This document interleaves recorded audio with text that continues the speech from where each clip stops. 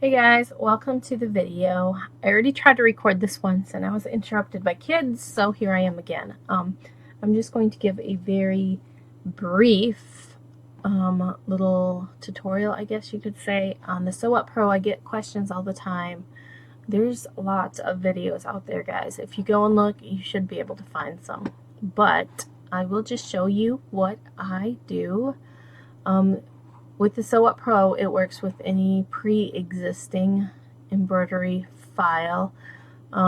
This isn't a digitizer, so you can't make your own. Well, actually, you kind of can make your own by merging different designs, but you can't just, get a picture and go from there.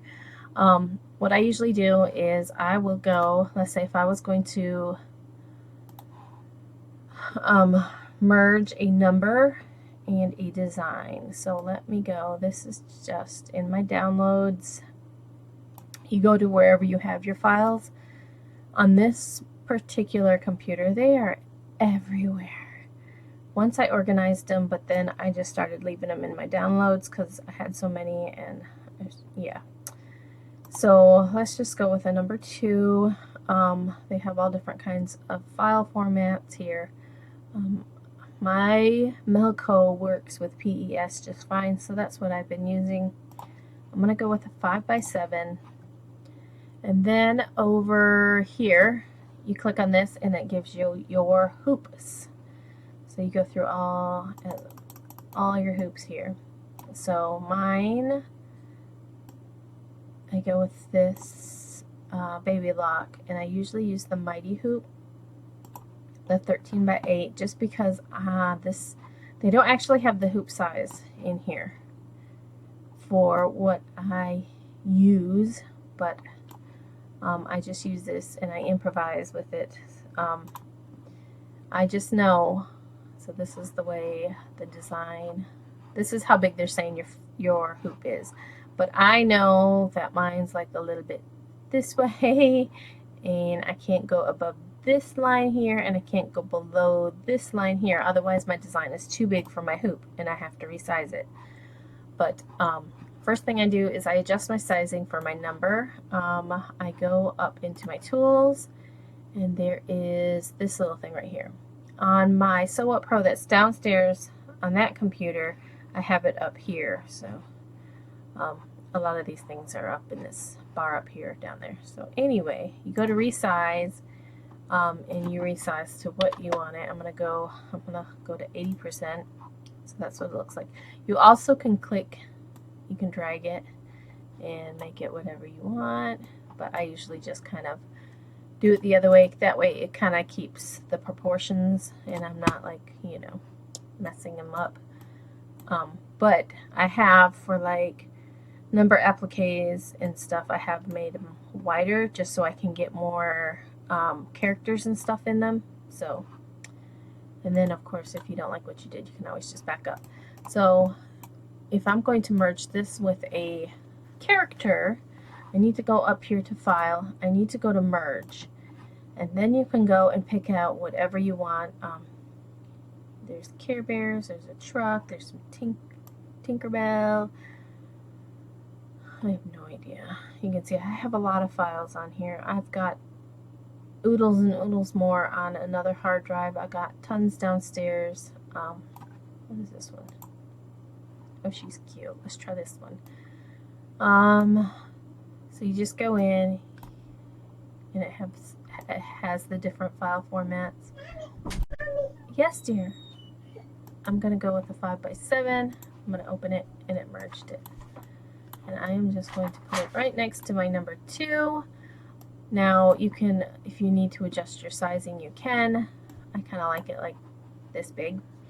And then if you're going to, you can put it next to your number and do it that way, and then you just take the whole thing and you can center it, and then if you want to add a name, you can add a name, or I usually like to kind of overlap them.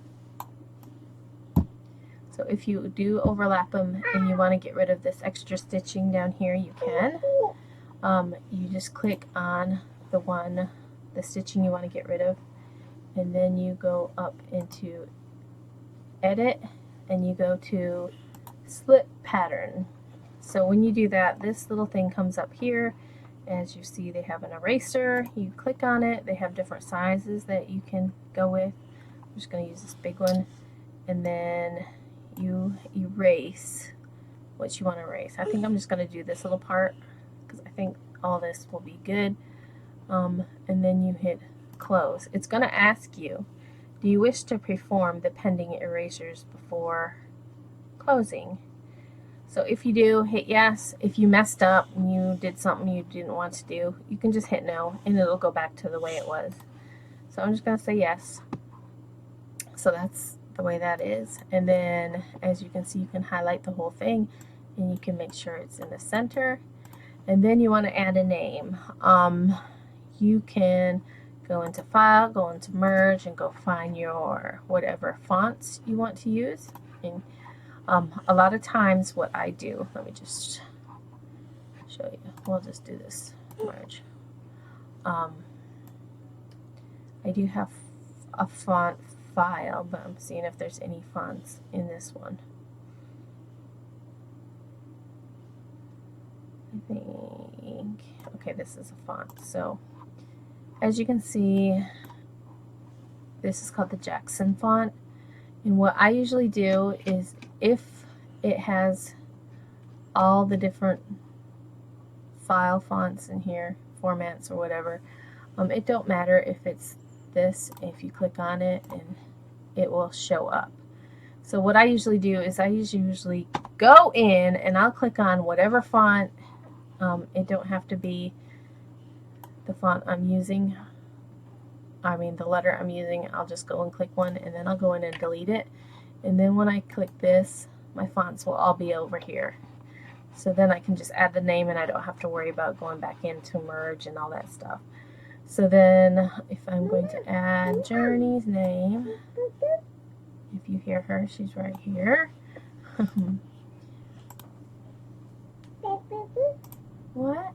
She's wanting me to hold her. Mama. What? Baby. Baby, are you sleepy? Mm-hmm. You need a nap? Mm-hmm.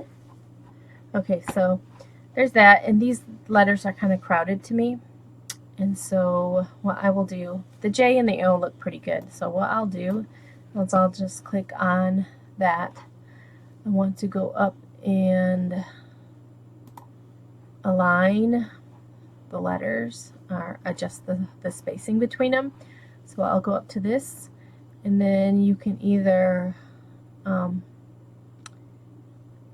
align it through the centers, which I never do. I always use bottom. And then I adjust the spacing by 1. I start out at 1%. If it don't look good, I'll go more. And that looks pretty good to me. So then I will go ahead and line everything back up. My Y, I usually, with letters, you can make them wherever you want them. But I try to make my tail match up with this. Just on this particular font. And once you play around with your fonts more, you'll kind of learn like spacing and stuff. And then you can align it to where you want to. If you want the name a little bit smaller, let's say if it was too big, let's say if this font was, you know, like this and it was going over and I know it's not going to work, usually I just try to go and make it the biggest I possibly can without it going over the space that I need for my machine. I mean, your machine might be totally different and fine, but it's just what I do.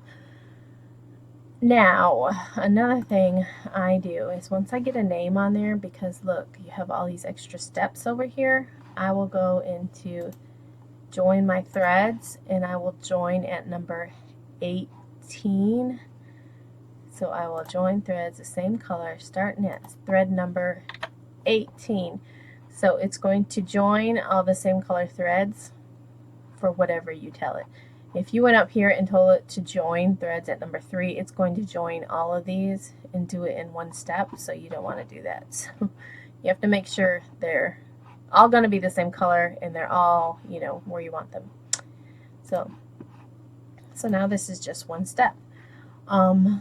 Colors don't really matter unless, like, if you are making a certain design And let's say you know that, you know, you want this to be purple, the name you want in pink, you know, that's fine. Like on my machine, it'll come up with this color thing here, and I can assign colors for each number. But if you already know which thread color you're going to make them, you know, it don't matter. But a lot of times if I have to do a sample for somebody, and they want to see the design before, I will go ahead and change the colors. That way they can kind of get an idea. Like, let's say if I was going to make this, oh, we're going to make it purple, royal purple. And I want to change this up here to royal purple.